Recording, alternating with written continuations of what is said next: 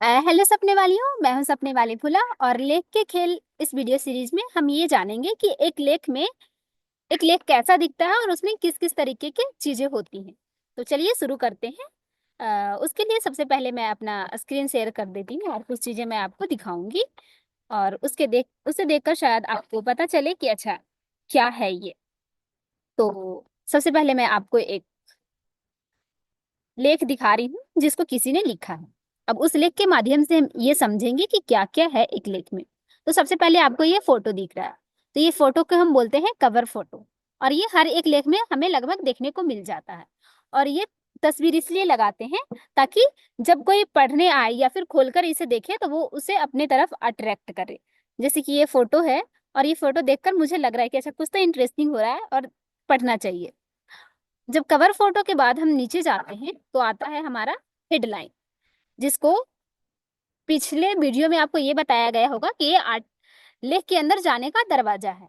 जैसे यहाँ पे लिखा है, औरतों को फुर्सत के दो पल भी क्यों नसीब नहीं।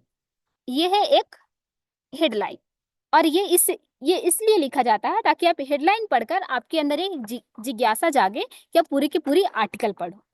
या आर्टिकल का मतलब हम यहाँ पे लेख को ही बोल रहे हैं, तो घबराना मत कि आर्टिकल बोल रही हूँ। तो कभी आर्टिकल और कभी लेख, दोनों शब्द आपको सुनने को मिलेंगे।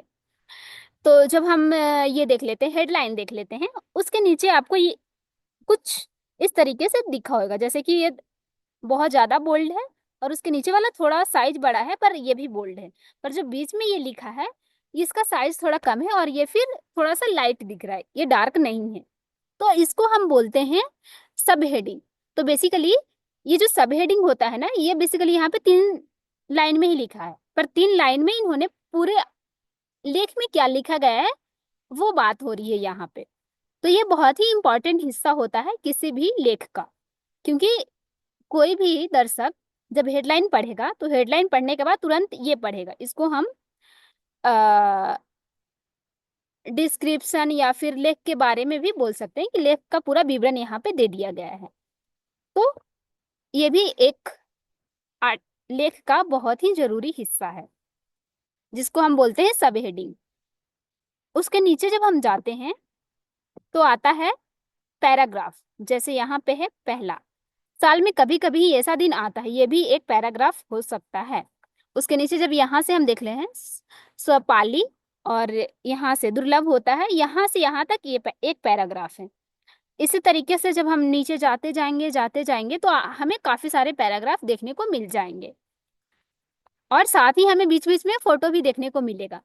तो फोटो इसलिए किसी भी लेख में लगाया जाता है ताकि पढ़ने वाले को और मजा आए पढ़कर, और जो हमारा लेख हमने लिखा है वो देखने में थोड़ा सा रोचक लगे। साथ ही फोटो के नीचे आपको कुछ लिखा हुआ दिखेगा जो पैराग्राफ के टेक्स्ट से थोड़ा छोटा और थोड़ा सा टेढ़ा मेढ़ा या फिर बोल्ड नहीं होएगा। जो हम जो इस तरीके से दिख रहा है, तो इसको हम बोलते हैं कैप्शन, कि इस फोटो के बारे में कुछ बातें लिखी गई हैं। जैसे यहाँ पे एक लड़की है जो शायद एक किचन में खाना बनाते का फोटो है और एक हंस रही है।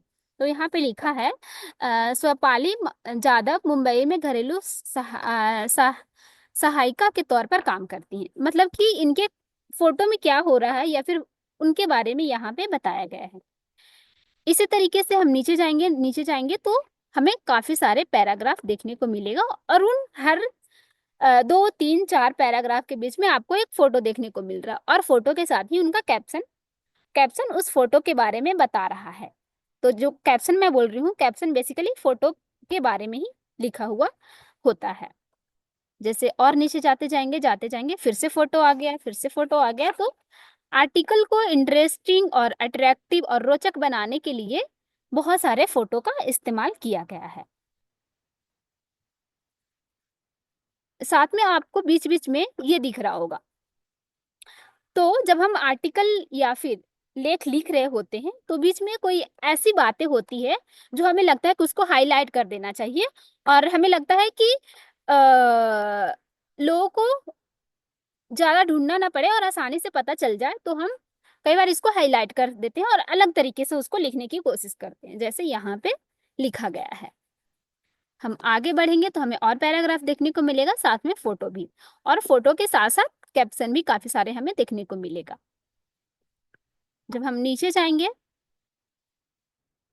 और भी हमें फोटो देखने को मिल रहे हैं। और हाँ, अब जब हम लास्ट में पहुंचे तो यहाँ पे इन्होंने ये लिखा है कि अच्छा ये कहानी किनका है, जो कहानी में जिनकी कहानी लिखी गई है, जिनके बारे में लेख है, वो कौन है, कहाँ के रहने वाले हैं, किसने लिखा है, और किसने ये जो तस्वीरें आप देख रहे हैं इस लेख में वो किसने क्लिक किया है।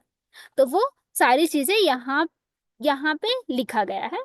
उसके उसके साथ ही जो कवर फोटो हमने ऊपर में देखा, कुछ महिलाएं बैठी हुई थी और एक सर पे कुछ घास का बंडल ले रखी थी, वो किन की फोटो है, तो वहां पे ये लिखा है जो कवर फोटो है वो स्मिता खटोर का है। और जो जैसे कई बार होता है ना कि अलग अलग भाषाओं में लिखी गई होगी, उसका अनुवाद किसने किया है, ट्रांसलेशन किसने किया है, वो अमित कुमार झा ने किए हैं। और ये जो आर्टिकल है वो पारी द्वारा पब्लिश किया गया है, तो ये पारी का भी नाम आ गया है। तो ये एक आर्टिकल में आ, ये कवर फोटो, हेडलाइन, सब हेडिंग, पैराग्राफ, और साथ ही ये कि कब पब्लिश हुआ है और यह कब लिखा गया है, तो यहाँ पे टाइम भी दे दिया गया है 8 मार्च 2003। साथ ही कि किसने लिखा है, कौन है, किसकी कहानी है, वो भी एक और हम देख लेते हैं। उसमें ये एक और है लेख जिसमें किसी ने हाथ से बनाया है, जो कवर फोटो हम जिसको बोलते हैं उसको दिखाने के लिए इन्होंने हाथ से बनाया है। और ये आर्टिकल कब पब्लिश हुआ है या कब लिखा गया है, वो है 8 अक्टूबर 2023। और इस आर्टिकल का हेडलाइन क्या है, वो है घूंघट में कैद ख्वाब। तो कितना अच्छा लग रहा है ना सुनकर, अब पढ़ने का मन करेगा क्यों, क्या मतलब क्या होएगा इसके अंदर। तो इस पूरे आर्टिकल में या फिर पूरे लेख में क्या लिखा गया है उसके केवल 2 लाइनों में यहाँ पे लिख दिया गया है। तो ये 2 लाइन पढ़कर मुझे समझ आएगा कि अच्छा ये पूरा जो नीचे लेख लिखा है वो किस बारे में है। तो ये बहुत ही इंटरेस्टिंग, कितना कमाल की सोचे होंगे ना जिन्होंने लिखा हो, केवल 2 लाइन में पूरे लेख का डिस्क्रिप्शन या फिर पूरे लेख के बारे में बता दिया। आगे इसके साथ भी आ जाएगा पैराग्राफ, लोकगीत से लेकर यहाँ तक आवाज दी है तक एक पैराग्राफ हो गया। उसके बाद यहाँ से एक पैराग्राफ हो गया। उसके बाद इन्होंने ये एक गीत के बारे में इसमें बातचीत हो रहा है, तो गीत किसी और भाषा में है, तो ये शायद गुजराती है या फिर पंजाबी, मुझे भी नहीं पता है, पर है किसी दूसरे लैंग्वेज में। और उसके नीचे इसका हिंदी ट्रांसलेशन भी दे दिया गया है, ताकि जो हिंदी पढ़ते हैं वो उनको हिंदी समझ में आ जाए, और जो ये लैंग्वेज पढ़ लेते हैं उनको ये समझ में आ जाए।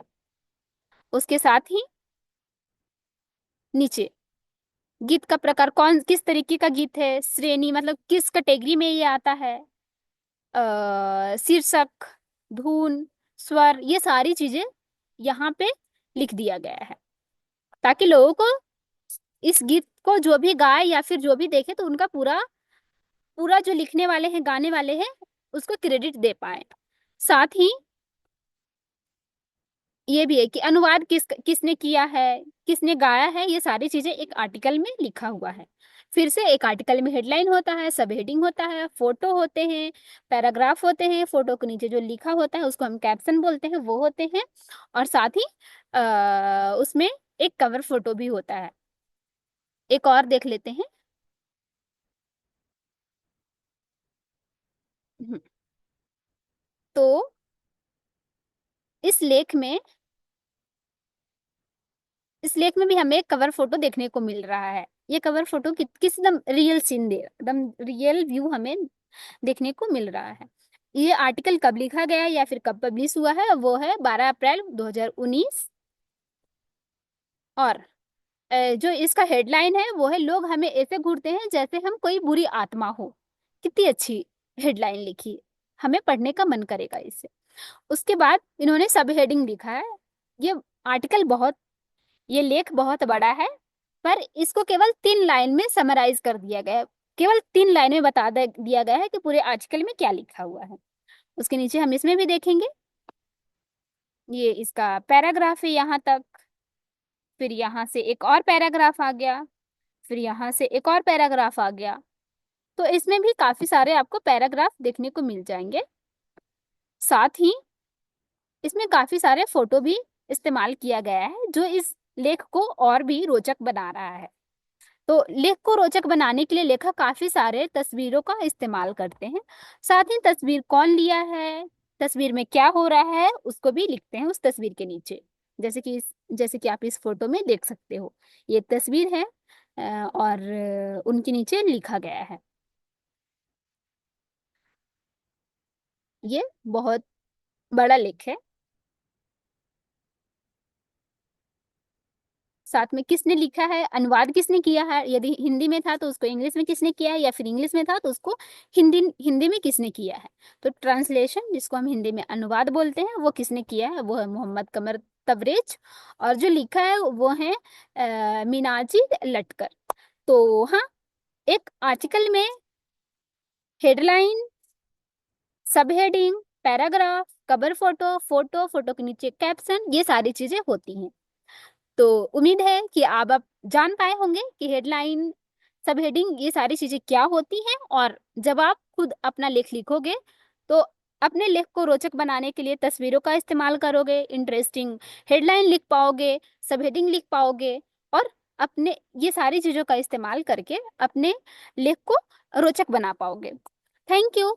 All the best.